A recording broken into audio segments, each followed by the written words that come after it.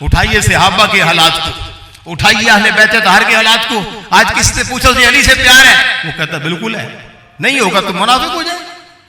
محبت اصحاب و اہل بیت ہمارے ایمان کا جزو لازم ہے الحمدللہ.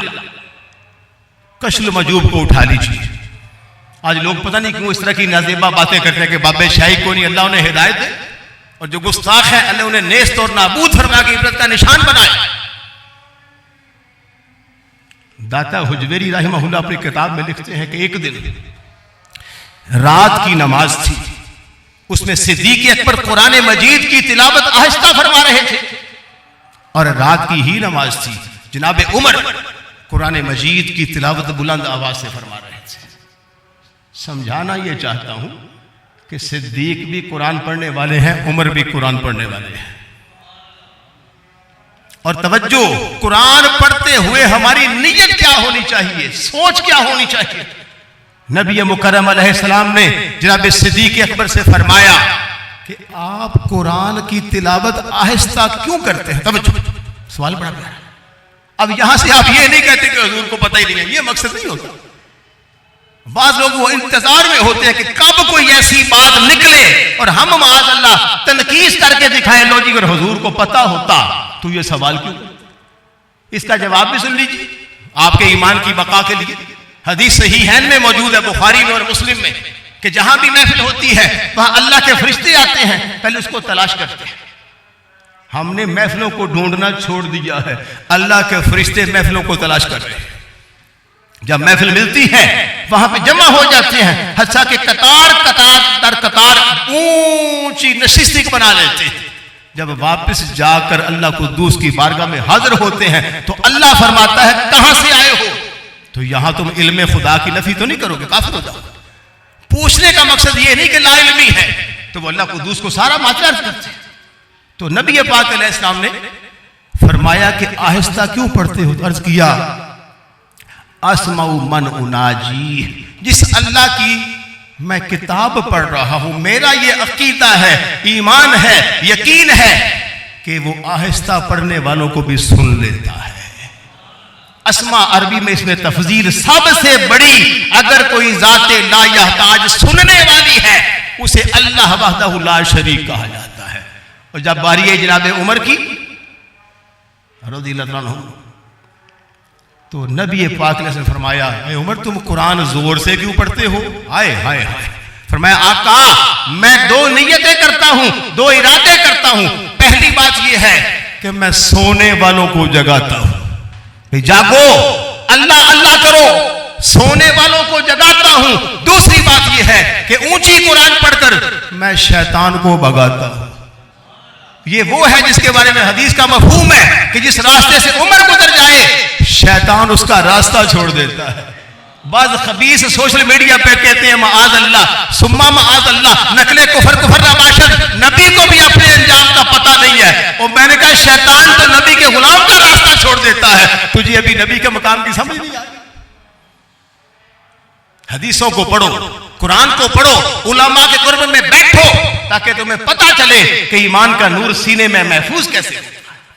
اگر گھر میں تالا لگانا یاد ہے کہ رات کو میری سائیکل چوری نہ ہو جائے, بائک چوری نہ ہو جائے, گھر میں ڈکیتی نہ ہو جائے, تو وہ نادان ہے جو ایمان کا دروازہ کھلا رکھتا ہے.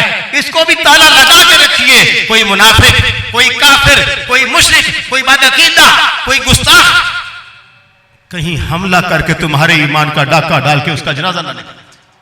اس کی بھی فکر کیجیے, کیونکہ ایمان گیا تو دنیا بھی برباد, قبر بھی برباد, محشر میں رسوائی, اور بالآخر ٹھکانہ ہم فیہا خالدون, ہمیشہ ہمیشہ کے لیے دوزخ میں رہنا پڑے گا. ایمان کی حفاظت کی مرض کر رہا تھا. صدیق بھی قرآن کے قاری, عمر بھی قرآن کے قاری, اور صدقے جاؤں اس عثمان ذو النورین پر جس کو نبی علیہ السلام نے یک کے بعد دیگرے 2 بیٹیاں عطا فرمائی اور کہا اگر اللہ مجھے 100 بیٹیاں عطا کرتا میں یک کے بعد دیگرے عثمان غنی کے نکاح میں دیتا. مجھے نہیں سمجھ آئی عثمان کسے کہتے ہیں.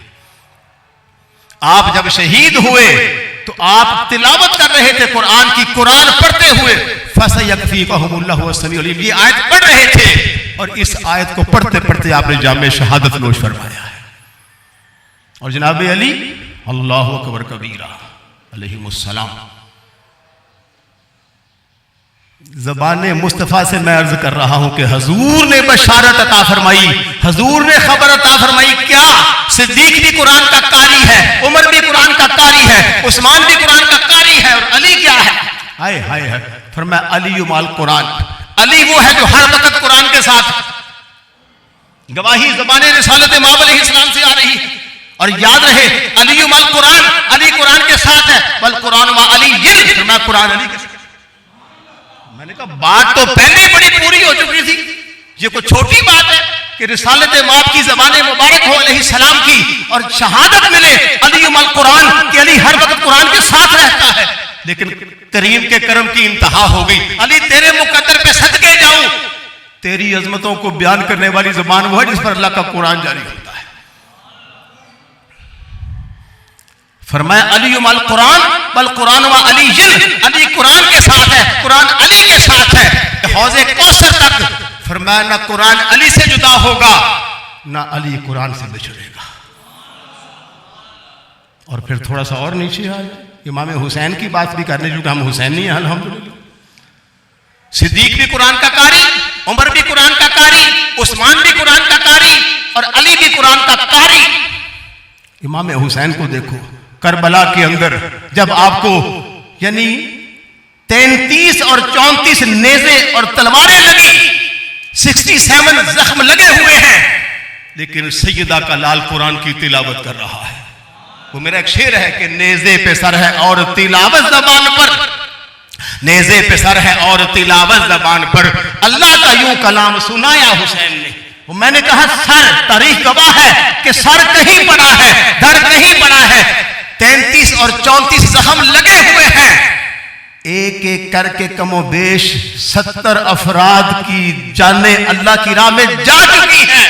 جب یزید کے دربار میں، اس لعین کے دربار میں نیزے پہ امام علی مقام علیہ السلام کا سر چڑھا ہوا تھا، نمایاں کیا ہوا تھا، تو امام کی زبان پر قرآن کی تلاوت جاری تھی۔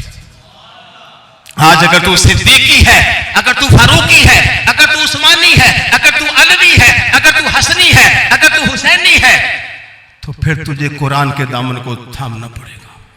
یہی بات ہی کہ اقبال نے کہا قرآن میں ہو وہ تازہ مرد مسلمان، اللہ کرے تجھ کو عطا جدت کردار، تیرا عروج، تیرا نکھار، تیرے باطن کی صفائی، تیرے ظاہر کی صفائی اللہ قدوس نے رکھی ہے، تو قرآن مجید کی تلاوت میں رکھی۔